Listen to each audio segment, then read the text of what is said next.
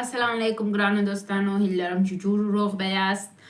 د واده وروسته د مینې ساتلو پنځم قانون او دا د واده وروسته د مینې ساتلو اخري قانون دی. وروسته به دا اړوند چې د واده وروسته څنګه ژوند کولی سو نور مسایل هم تشریح کړو. خو نن یې دا پنځم قانون وایو چې دا څه شی دی. مخکې موږ تاسو ته 4 قانونه ویلي وه. یو قانون چې وو هغه دا اړوند وو چې تاسو باید تایید امیزه خبرې یو بل ته وکړئ. دویم دا وو چې یو بل ته باید وخت ورکړئ. دریم یو بل ته تحفه ورکړئ. او څلورم دا وو چې تاسو د یو بل خدمت وکړئ. راځو څلورم قانون. د څلورم داسې یو قانون دی که دا تاسو عملي نه کوئ دا ستاسو واده پاشل کیږي. ډیر مهم دی. یعنې دا څه دی؟ دا د بدن لمس دی. تاسو چې کله واده کوئ عموما نارینه دا هیروي چې خپل میرمنې ته مینه ورکړي. کله چې دوی واده وکړي داسې احساس کوي لکه یو پروژه چې تکمیل کړي. معاینه مې لاسته راغله نو دوی وایي چې دا بیا هېڅ وخت زما د لاسه نه ځي، همیشه به زما سره مینه لري، در حال چې ښځې داسې یو څه نه دي. نارینه چې کله شهوت پورته سي جنسي رابطې ته ضرورت لري، لیکن دوی داسې فکر کوي چې ښځه هم همداسې د شهوت یې پورته کېږي و جنسي رابطې ته ضرورت لري او بیا هیڅ چي ته ضرورت نه لري. دغه باور د نارینو د دې سبب کېږي چې ډېر روابط خراب سي او ډېر روابط ګډوډ سي. نو وایي د بدن لمس چې دی داسې یو څه دی، وایي بدني تماس د احساس ښکاره کولو لومړی شرط دی. وایي یو مثال به موږ تاسو ته ووایو. کله چې نوی ماشوم پیدا سي، نوی نوزاد ماشوم چې څومره په غېږ کې نیول کېږي، تماس ورسره یي، نوازش کېږي، ښه په لویوالي کې ښه رواني حالت لري. خو هغه ماشوم چې پیدا سي په یو کونج کې پروت وي، څوک توجه نه ورته کوي، هغه کوچنی د رواني لحاظه ضعیف وي کله چې غټ سي. نو دا د بدنو تماس، یو بل لاس نیول، د یو بل لاس لمس کول، یو بل په غېږ کې نیول، یو بل مچول، دا شیان چې دي ډېر په مینه کې تاثیر لري او د دې سبب کېږي چې دا ستاسو مینه تازه وساتل سي. خو که تاسو بدني تماسونه یو د بل سره نه لرئ او د پرندګانو په رقم خپل میرمنو ته راځئ، نو دا د دې سبب کېږي چې ستاسو میرمنې ستاسو څخه دلسرده سي. هغه مینه چې په اول کې درلودل تاسو ته یې بیا ونه لري. وایي بدني تماس قدرتمندترین وسیله ده د مینې د اظهار دپاره. وایي د لمس کول داسې یو قدرت دی چې په دا رقم جادویي توګه ستاسو مینه ستاسو د میرمنې یا هم ستاسو د میړه په وجود کې ساتي چې هغه اندازه نه لري. یعنې هغه به فکر کوي چې تاسو ډېر مینه د دا کس سره لري. وایي د بدن د حصو لمس وایي حساستوب لري. زموږ د بدن بعضې حصې ډېر چې لمس یې کو ډېر حساسې دي او بعضې ډېر کمې حساسې دي. مثلا زموږ د ژبې سر د بدن تر ټولو حساسترینه د لامسې حصه ده او د اوږو شا چې ده یو د هغه حصو څخه ده چې ډېر حساسه نه ده. ګوره وایي کله چې تاسو غواړئ خپل د میرمنې یا د میړه بدن لمس کوي، باید تاسو په دې پوه سئ چې زه کوم ځای لمس کړم. د دې دپاره وایي بدني تماس امکان لري رابطه قوي کړي او یا هم رابطه د منځه پیښې یوسي.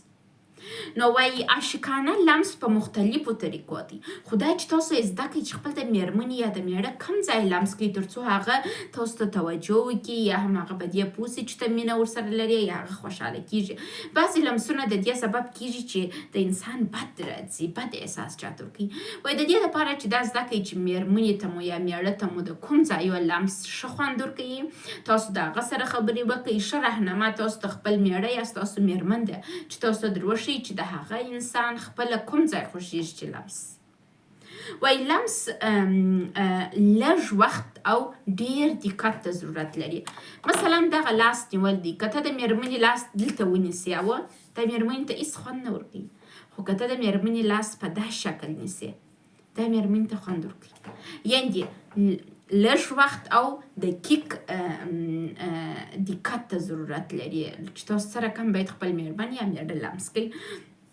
وایي په غمونو کې غېږ نیول یو د ډېر ښه احساساتو څخه دی چې چاته یې څوک ورکوي. نو کوشش وکړئ په غمونو کې یو بل غېږ کې ونیسئ، په روزانه ژوند کې ونیسئ. میړه ماینه چې سهار یو د بل څخه خدای پامانېده کوي باید په غېږ باندې خدای پامانېده وکړي.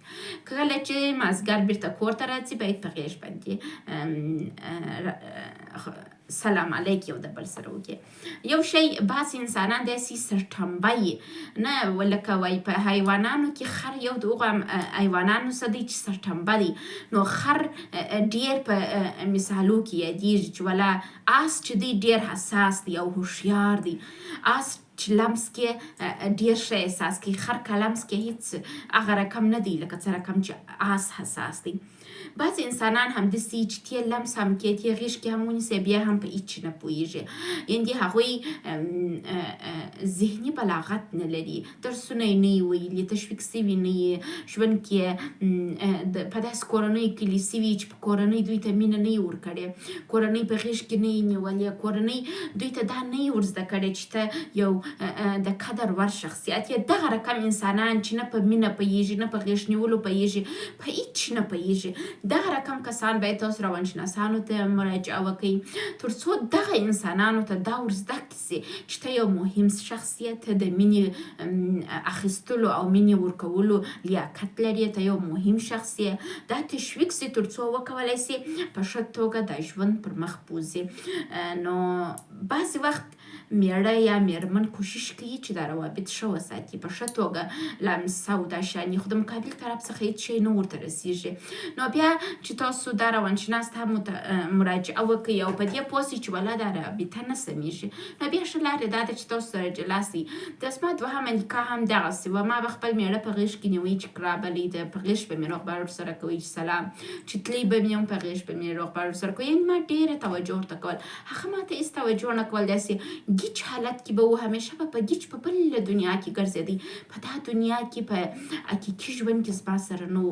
بالاخره یې زه دې ته مجبوره کړلم چې نه مینه راکول، نه نفقه راکول، نه توجه راته کول. نو مجبوره شولم چې جلا سم. تاسو د دې لپاره چې ستاسو میړه یا میرمن دومره د بېمینۍ، د بېمهرۍ، د تنهایی احساس ونه کړي تر څو ستاسو څخه جلا سي. زما دا دوهمه د میړه سره جلا کېده زما دپاره دومره سخت تمام سول چې ما ډېر قوي دواوې د دې دپاره وخوړلې، د ډپریشن دپاره، تر څو زه په پښو ودرېږم. زه په ډېر زحمت په پښو ودرېدلم او په ډېر زحمت سره مې دا رابطې ته نه وویله. خو تاسو کوشش وکړئ مخکې له دې نه چې روابط خراب کړئ، تاسو خپل د روابطو د ښه کولو هڅه وکړئ. مننه چې غوږ مو ونیوئ.